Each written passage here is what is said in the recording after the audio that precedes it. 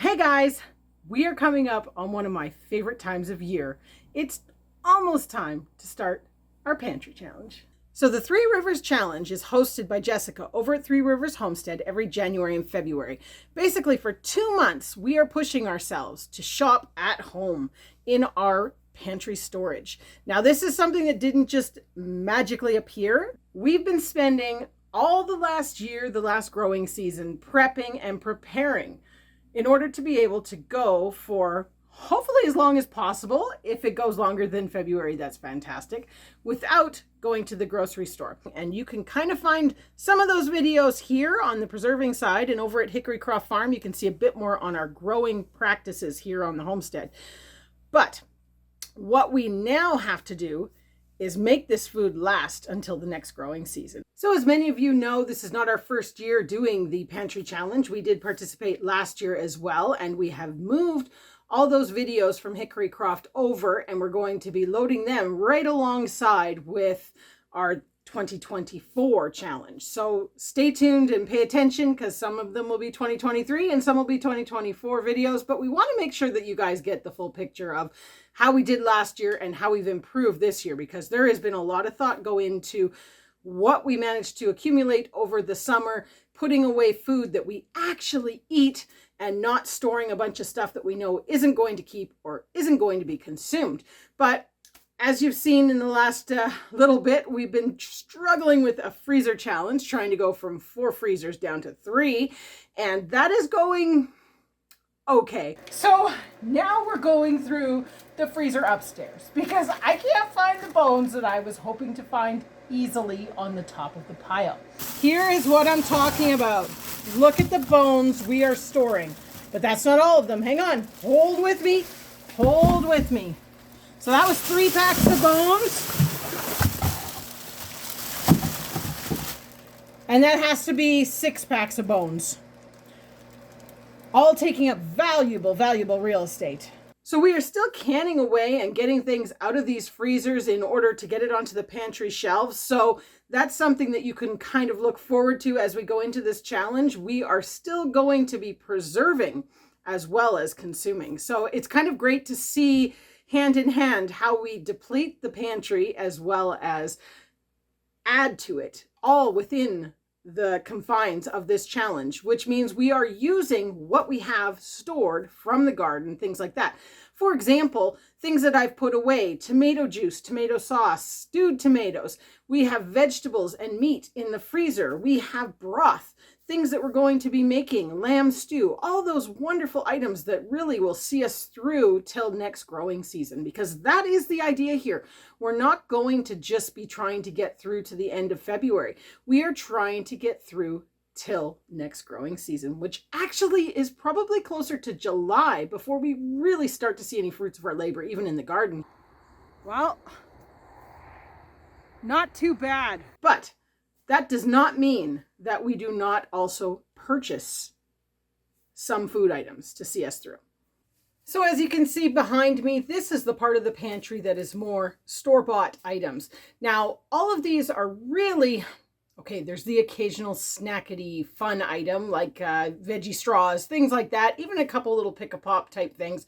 But for the most part, these are just key core ingredients that we cannot produce here on the homestead, or we just haven't mastered producing enough of them. So that's something that we have to keep in mind as we go into this challenge. If we want to not have to buy these items at the grocery store for the next 2-3 months, we need to make sure we have enough. Now, lucky for us, that isn't really a big issue for us because, as many of you know, we are huge stockpilers. We potentially may have an issue with food. It's not hoarding because we do use it, but we store a lot of food just in case that rainy day comes. Or what if we get hurt and next year is not a good farming year? You just don't know what's coming. So it's always better to be prepared.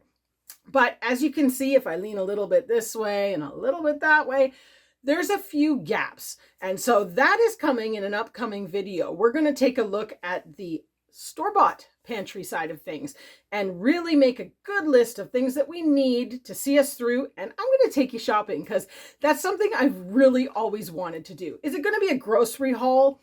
I don't know if it's that kind of thing because we don't go and do that sort of stuff, but I do want to make sure that we don't run short on items that we're going to need over the next few months. One of the things that we really, really like to do here is make our own trail mix, make our own granola, our own yogurt. Now that's something that I am going to talk about here briefly as it pertains to the pantry challenge. Dairy products are something we have not mastered producing here on the homestead yet. Stay tuned on our Life Raising Sheep channel, which will be linked below, as will Hickory Croft, our original channel, to see how we do this year, because it is the plan come April to start milking and being able to tuck that away. So I'm super excited for that part, but it hasn't happened yet. So at this point, we are buying 8 liters of whole milk each week, and we'll see, it may not need to be quite that amount, but that's what we're aiming at over the challenge in order to make things like yogurt, sour creams, anything of that nature. And stay tuned for some of the videos on that sort of stuff because it's always kind of neat. I'd like to even try and make soft cheese because I'm starting to run out of our homemade soft cheese in the freezer, and we like that for cloud bread and stuff like that. So lots to come on the channel for sure, but I'm really excited for going grocery shopping with you. And that's such a silly thing to say, but it is true. So the main point, I guess you could say, of this challenge is not to go out the end of December and buy 3 months worth of food and spend a fortune. No, it is to use up what you have, start emptying these shelves and emptying these jars, which I have to admit is something that I find just as thrilling as filling them. When I start seeing empty jars, it gives me such satisfaction because I know we're using what I have created or preserved. And that is such a great feeling when my family appreciates what is going into feeding them. I really, I'm getting all mushy. But that's going off topic here. So we are not focusing on that side of things. But does that mean that we don't still go out and shop? Of course it doesn't. We do purchase a lot of items that we can't grow here on the farm. For example, lemon juice, oats, things like, yes, okay, oats we could eventually grow, but that's not something that we're able to focus on right now. Even in the freezer, things like peas and corn, we don't grow enough to feed our family. So those are items that we do stockpile, and we stockpile months worth usually. So this isn't something different for us. So make sure you're subscribed because we've got some great content coming up from grocery trips, freezer challenges, and pantry tours, all before the new year starts and we really plunge into this challenge full speed ahead. So one area this year that I'm really hoping to explore, I guess you could say, is a bit of menu planning. Now, many of you know menu planning is not high on my priority list because I have never been a fan of it, never. But one thing that I do understand from that after doing the pantry challenge last year is in order to be sure that you have enough of everything, you almost need a plan. So stay tuned to see how that goes. I have an idea and a little bit of a drawn out chart, I guess you could say, of what I think will work. Breakfasts and lunches are super, super simple. I mean, the kids have stuff for school lunches, but for Chris and I at home here, it's very, very simple. We eat soups or stews every lunch. So I know it's a jar a day. So I just make sure I have those down on the pantry shelf. But dinners are another matter entirely. And I find myself this time of year, especially since I'm talking about menu planning, flipping through some of those cookbooks that I've managed to collect. I mean, who doesn't love going to the cookbook section in every thrift store and buying up those things that say soups or stews or things that you could adapt to be a canning recipe? I'm always on the search for canning books. They never make it to the thrift store though. It's just not, everybody keeps those because they are the good stuff. But what I'm hoping to do is kind of follow a guideline for most of the more breakfasts and lunches, that sort of thing, and a few dinners that we know we're going to fit in.